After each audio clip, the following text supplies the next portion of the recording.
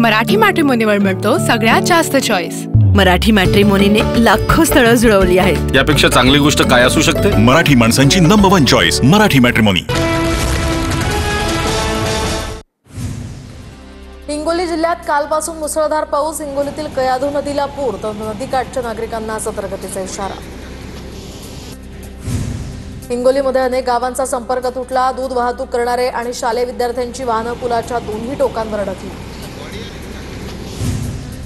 हिंगोलीच्या जलेश्वर तलावाच्या पिंचिंगचा काही भाग कोसळला। तलावाचं काम पूर्ण होण्याआधीच ही दुर्घटना। जलेश्वर तलावाच्या सुशोभीकरणाच्या कामावर यामुळे प्रश्नचिन्ह। बुलढाणा जिल्ह्यातील अनेक भागांमध्ये जोरदार पावसाच्या सरी, तर तब्बल 10 ते 12 दिवसांनी आलेल्या पावसाच्या सरींमुळे शेतकरी सुखावला। सोयाबीनसह इतर पिकांना यामुळे दिलासा। बीड जिल्ह्यात मुसळधार पाऊस सुरू, तर पिकांना पुरेसे पाणी मिळाल्यामुळे शेतकरीही सुखावला। जिल्ह्यातील पाणी साठ्यात वाढ होण्यासाठी आणखी मोठ्या पावसाची प्रतीक्षा। वाशिम जिल्ह्यामध्ये अनेक ठिकाणी रिमझिम पाऊस। अनेक दिवसांच्या विश्रांतीनंतर पाऊस होत असल्यानं आता शेतकऱ्यांना दिलासा, तर उकाड्यापासून सुद्धा नागरिकांना दिलासा। खरीप पिकांना याचा मोठा फायदा होणार। भुसावळच्या अतनूर धरणाचे 2 दरवाजे उघडले। तापी नदी पात्रात 2000 क्युसेकनं पाण्याचा विसर्ग। पाणलोट क्षेत्रामध्ये 277 मिलीमीटर पावसाची नोंद। वाशिम जिल्ह्यामध्ये मुसळधार पाऊस सुरू। मुसळधार पावसानं शेतातील पाणी गावात शिरलं। ढगाळ वातावरण असल्यामुळे दिवसभर पाऊस बरसण्याची सुद्धा शक्यता। वाशिम जिल्ह्यामध्ये जुलै अखेरपर्यंत झालेल्या अतिवृष्टीमुळे 16,000 हेक्टर पिकांचं नुकसान। नुकसानीचे पंचनामे अद्यापही पूर्ण झाले नसल्याची माहिती। नुकसान भरपाई कधी मिळणार, शेतकऱ्यांचा सवाल। ऊस उत्पादक शेतकऱ्यांच्या प्रश्नावर परभणीमध्ये स्वाभिमानीकडून जिल्हा कचेरीवर निदर्शनं। ऊस बिलातील थकीत रक्कम ऊस उत्पादक शेतकऱ्यांना त्वरित वितरित करण्याचीही मागणी। परभणीत आंबेडकर अनुयायांकडून आता रास्ता रोको। सोमनाथ सूर्यवंशी प्रकरणामध्ये अज्ञाताविरोधात गुन्हा दाखल झाल्यामुळे अनुयायी आक्रमक। छत्रपती संभाजीनगरमधील अतिक्रमणाविरोधात संविधानवादी संघटना आक्रमक, तर अतिक्रमण कारवाईपूर्वी नागरिकांचं पुनर्वसन करण्याची त्यांची मागणी। पुण्याच्या सासवडमधील रिपाई आठवले गटाचं आंदोलन। कोथरूड पोलिसांनी 3 मुलींना जातीवाचक शब्द वापरल्याचा आरोप। पोलिसांवर गुन्हा दाखल करण्याची मागणी। त्र्यंबकेश्वरला जाणाऱ्या भाविकांचा खड्ड्यातनं प्रवास। कोट्यवधी खर्च करून सुद्धा खड्ड्यांमुळे त्र्यंबकेश्वर रस्त्याची अक्षरशः चाळण। दरम्यान रस्त्याची उच्चस्तरीय चौकशी करण्याची नाशिककरांची आता मागणी। जळगावच्या मुक्ताईनगरमधील ग्रामीण भागातील बस थांब्याची दुरावस्था, तर प्रवाशांना रस्त्याच्या कडेला उभं राहण्याची वेळ। सार्वजनिक बांधकाम विभागाकडे मात्र त्याचं दुर्लक्ष। भंडाऱ्याच्या ढिवरखेडा या गावाचं 50 वर्षांपूर्वी पुनर्वसन, मात्र अद्यापही घरांना हक्काचे पट्टे नाहीत। सातबाऱ्यावर झुडपी जंगलांचीच या ठिकाणी नोंद। ग्रामस्थ हक्काच्या पट्ट्याच्या प्रतीक्षेत। शहापूरमधील माहुली गडावर भरकटलेले पर्यटक सुखरूप परतले। हेल्प फाउंडेशनच्या जीवरक्षक दलाची दमदार कामगिरी। यशस्वी मोहिमेबद्दल हेल्प फाउंडेशनच्या टीमचं सर्वत्र कौतुक।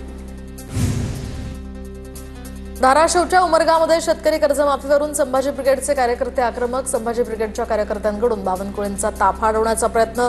संभाजी ब्रिगेडचे कार्यकर्ते अण्णासाहेब पवारांना ताब्यात घेतलं। अंबादास दानवेंकडून छत्रपती संभाजीनगरमधील घाटी रुग्णालयाची पाहणी। दानवे यांच्याकडून रुग्णांची विचारपूस। नाशिकमध्ये ठाकरेंच्या शिवसेनेची आणि मनसेची एकत्र बैठक। नाशिकमधले खड्डे, गुन्हेगारीवर यामध्ये चर्चा होणार। येणाऱ्या दिवसात आम्ही एकत्रित आंदोलन सुद्धा करणार, दिनकर पाटील यांची माहिती।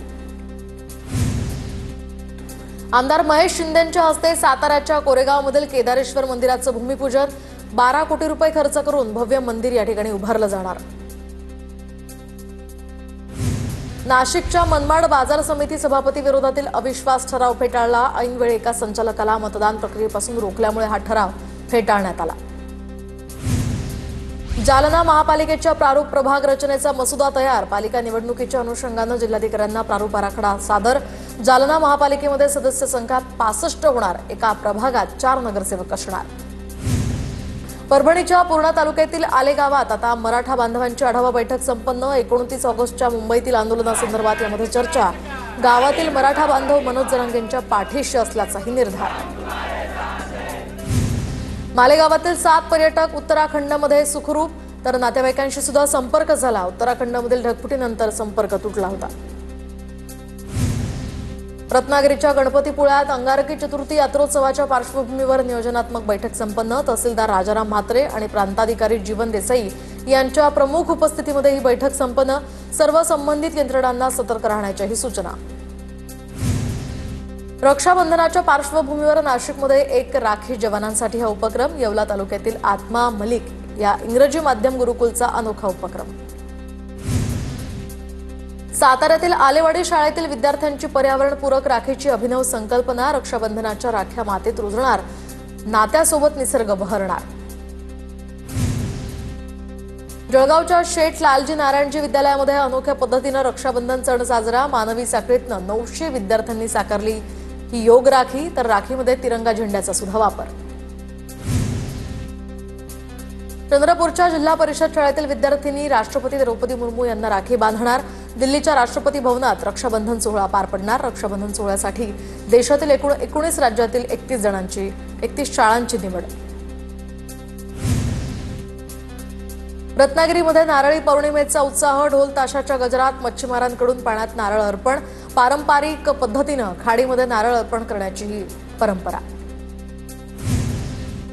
गोंदियाच्या नवेगाव वन विभागाकडून आईच्या सन्मानार्थ झाड लागवड करण्याचा स्तुत्य उपक्रम, तर आपल्या आईच्या नावानं एक झाड लावण्याची ही मोहीम हाती। नागरिक, विद्यार्थी, स्वयंसेवी संस्था आणि अधिकाऱ्यांचा सुद्धा यामध्ये सहभाग।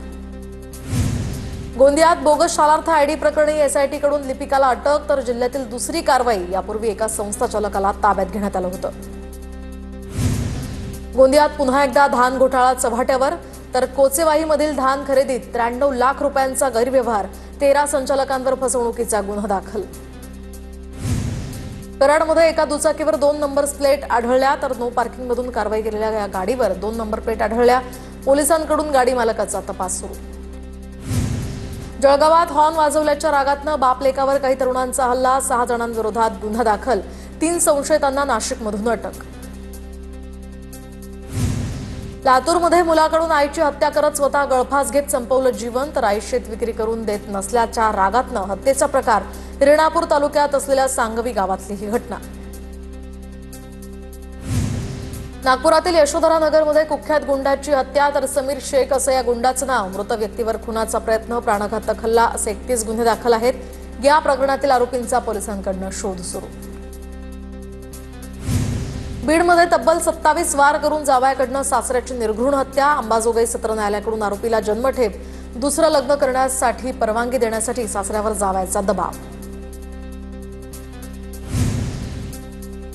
चंद्रपूरच्या बल्लारपूरमध्ये वनरक्षकाकडून अल्पवयीन विद्यार्थिनीवर अत्याचार, फरार वनरक्षक रणजित दुर्योधनला गोंदियातनं अटक। पीडित मुलगी कॉलेज सुटल्यानंतर दुचाकीवरून गावाकडे जात होती। वाळू माफियांकडून जीवे मारण्याचा प्रयत्न, तहसीलदार संजय भोसलेंना जीवे मारण्याचा प्रयत्न। कुर्डुवाडी पोलीस स्थानकात गुन्हा दाखल। मराठी मॅट्रिमोनीवर मिळतो सगळ्यात जास्त चॉईस। मराठी मॅट्रिमोनीने लाखो स्थळं जुळवली आहेत। यापेक्षा चांगली गोष्ट काय असू शकते? मराठी माणसांची नंबर 1 चॉईस मराठी मॅट्रिमोनी।